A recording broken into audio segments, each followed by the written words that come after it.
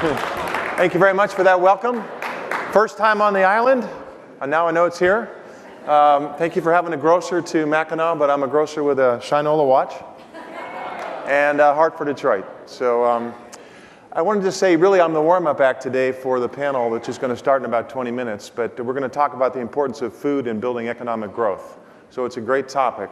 But I have, before then, three things to share with you. One, a little bit about our business philosophy and the role and responsibility I think companies can play in creating a better economy. Number two is the power of food in creating a future. And number three, I forgot. But it'll come to me. So anyways, let me start with this, which was, I have to tell you, one of the greatest days of my life as a grocer.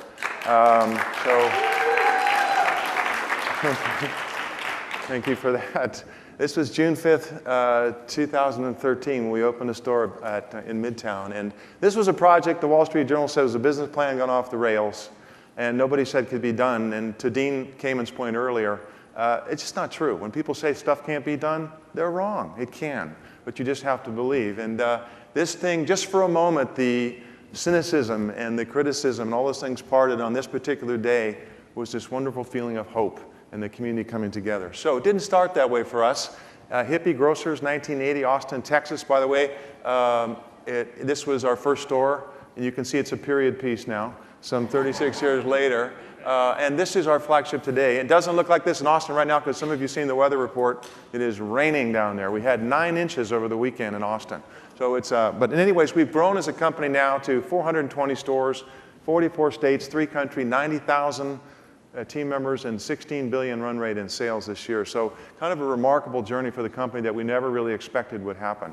In Michigan too, right? So been in Michigan since 1993. Bought Merchant Navino, some of you know the Jonah family, 2007. And we have 6 stores in Michigan now. I have some question marks there because we've announced one in East Lansing, Senator Stabenow's hometown, which is opening in 2017. And we have a couple others in the works. Maybe my friend Mark Murray out at Myers, maybe we have to go visit him. I don't know. We'll see. And definitely, I've already committed to doing one more in the city of Detroit because I think it'll be a great investment. So we have close to 1,300 team members in Michigan, 1,300 jobs in Michigan right now, and obviously hope to grow that from this point forward. I wanted to just take you a little deeper about our philosophy of business. And again, many people are talking about the evolution of capitalism in some form or another here in the conference. Bill Gates talks about creative capitalism. Richard Branson, enlightened capitalism. We call it conscious capitalism. It's based on 4 basic fundamental principles. The idea that business exists for something more than making money. It exists to create a purpose in the world. And what is that purpose? It varies by company. There's no reason individuals have purposes. There's no reason companies can't have purposes as well and lead from that place. Number 2 is the sort of idea of stakeholder philosophy, more on that in a moment. Third is conscious leadership, the idea that what you're trying to do here at the conference is a company can only evolve as much as its leaders evolve. If the leaders don't evolve, the company's stuck. You got to change and grow and adapt. And fourth is the culture, which for me is the values and mission of a company. It's the petri dish of a company where the people are and where the humanity actually lives in a company. And you've got to invest in that as you grow the company. Those are kind of our philosophies. And we started with the simple idea of bringing a healthier food to the world. This is from our 1981 handbook, which was a stapled together affair. And you can see even then that what we would do is bring these whole foods with a small w towards contributing towards greater health in the nation.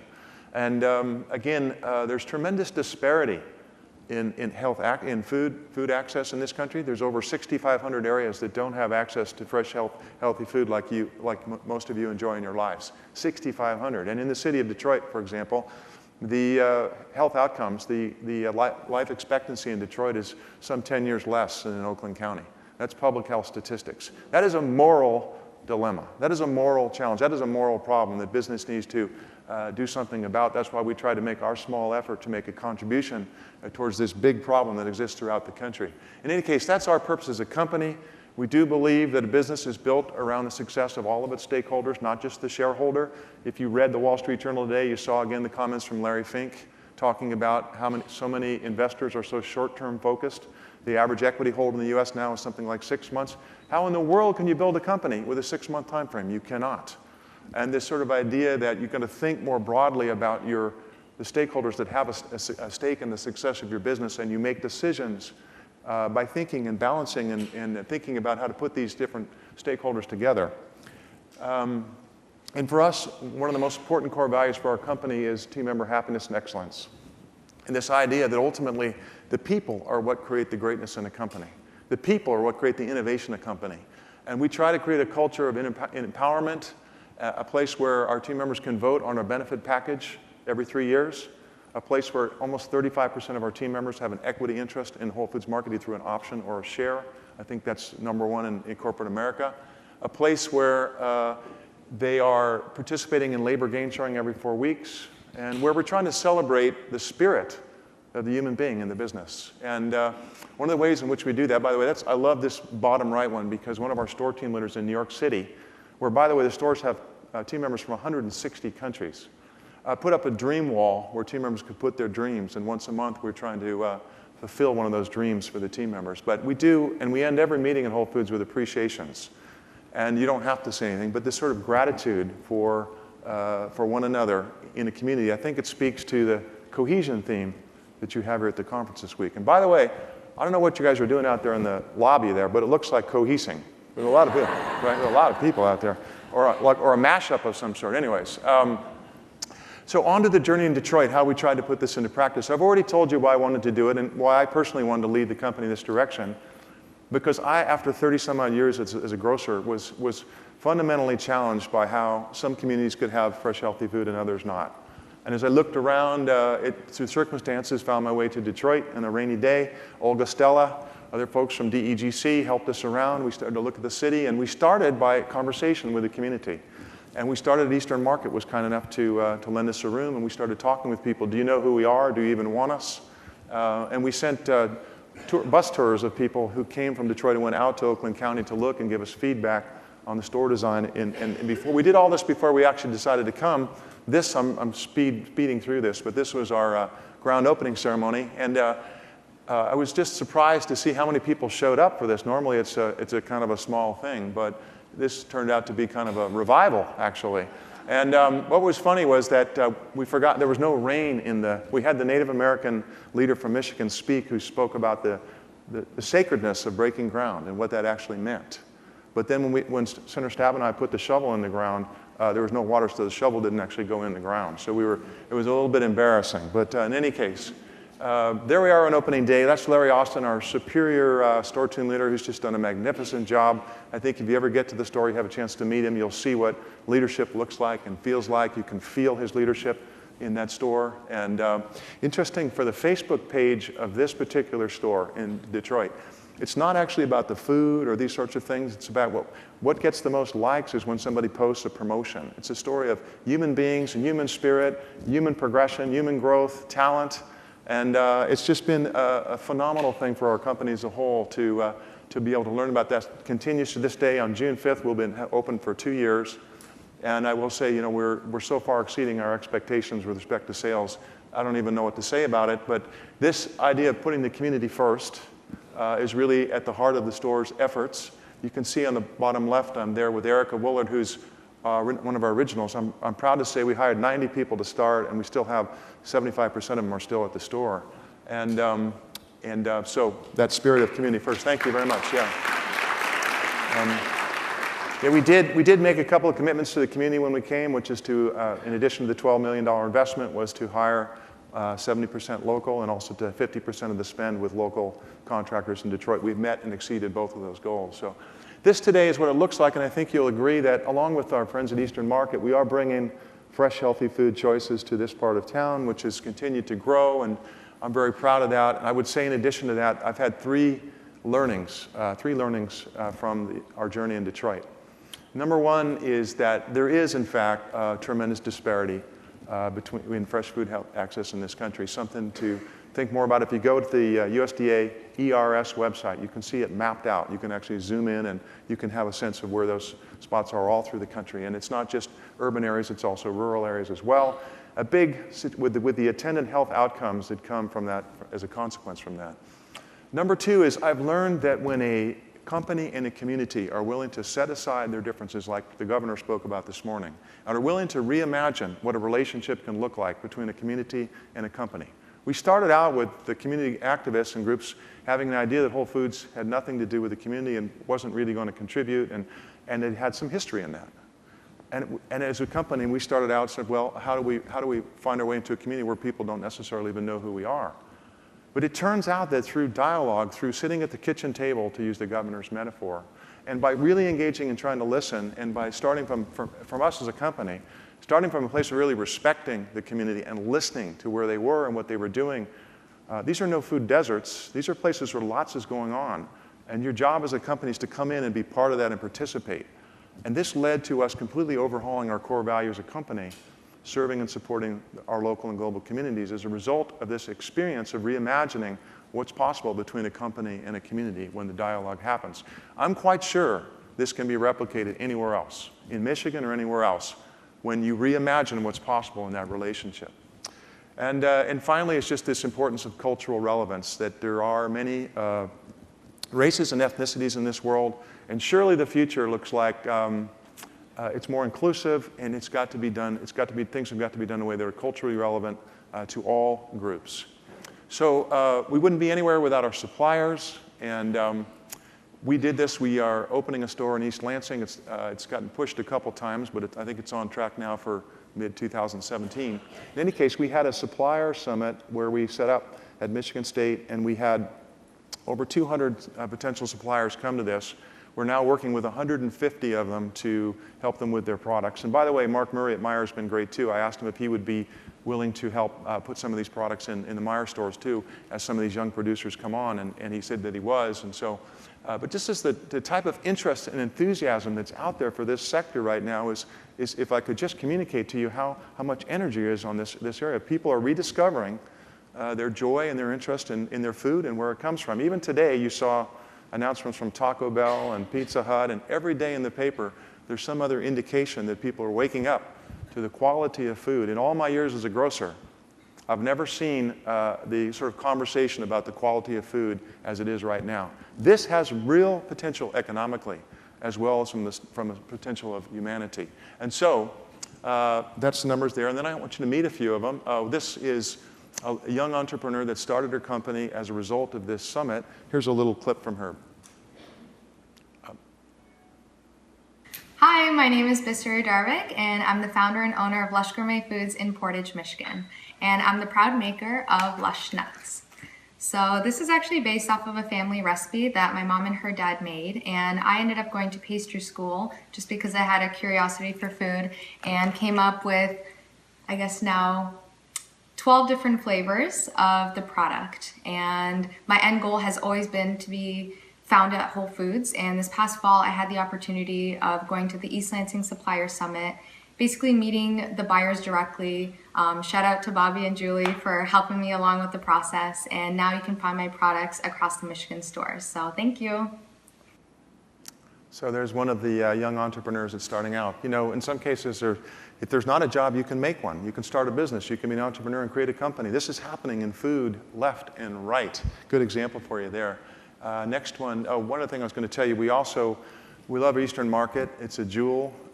It's unique in the United States, really. And we were able to work with them to help produce a community kitchen, which you see in the bottom right, which just opened. We just had the event about a month ago.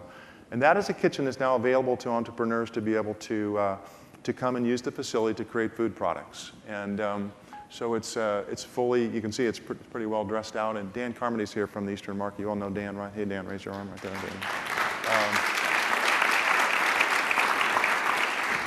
Dan has done a magnificent job, bringing that Eastern Market along. But again, this facility now is a place, because when we came to Detroit, we were very interested to find you had so much urban agriculture, probably some of the best in the country, but there was very few companies that were actually made in Detroit. The product was actually made in Detroit. McClure's Pickles started out, so the opportunity is create a place where folks can create food companies, create products, and this is such a place, and it's part of their Kitchen Connect program that serves the city of Detroit. And so here's a couple more. This is one of our new suppliers. She's actually using This is Cynthia Davis. She's actually using, when I called her just a little bit ago, she's actually in the kitchen right now. She's creating a chocolate cake slices, which she's going to go into the Midtown store in the next couple of days, she told me. So that's an example of what's happening right now in the city of Detroit. And this from around the state, this is the Brianery up in outside of Ann Arbor. David actually started out as an organic veggie farmer west of Ann Arbor, I guess in Chelsea, Michigan, got into fermented foods and has now created this wonderful line of products which we sell. And even if you don't believe in the health benefits of fermented foods, you can have a good sauerkraut or a bratwurst, right? And that's what he's doing. So this is a very interesting story. He's up, as he told me, in the thumb of Michigan, in Cairo, Michigan. And this is Gary Fritz. And he has 2,300 acres. And last year, he raised 1.5 million pounds of organic beans. So he's selling all over the country to manufacturers. He's selling to Canada. I don't know if you even knew that this is happening, but he's also raising all these types of beans and spelt and quinoa. Of course, we're buying it in bulk, and we're also buying it he's come out with a whole new package line that you can see right there. This is the type of thing that's happening, not just the agriculture, but also the value added, the products that come from that.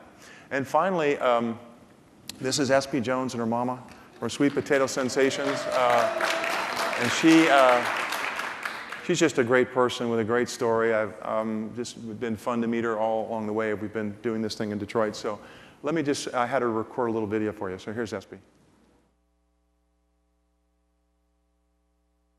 Hey Mackinac, hey Walter. My name is SB Thomas and I'm the Queen of Awesomeness and second generation business owner with my sister Jennifer of Sweet Potato Sensations. We're a soulful bakery cafe located on the west side of Detroit. We call ourselves Pumpkin's cousin with an attitude, the soulful bakery cafe, the sweet potato lovers heaven on earth, and we make everything, and I mean everything, out of fresh sweet potatoes. Here we go. Pies, cookies, cheesecake cake, ice cream cobbler, candy yams, baked sweet potatoes, muffins, cupcakes, chicken and sweet potato waffles, sweet potato pancakes, sweet potato grits, black-eyed pea and collard green soup with sweet potato cornbread, and the list goes on and on and on. These are my mother's recipes, and it's a beautiful thing. We've also had the opportunity to be in Whole Foods Midtown since the opening, and it's really given us an extra boost in our revenues, and it's also given us that extra Whole Foods stamp, which does not hurt, definitely.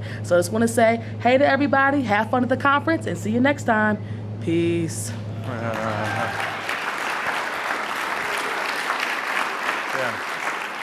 SB rehearsed that on the phone with me yesterday. It was like, pretty good. You really had a role on that. So, by the way, another thing about SB is I, along with some other people, asked Goldman Sachs to think about bringing their 10,000 Small Businesses program to Detroit.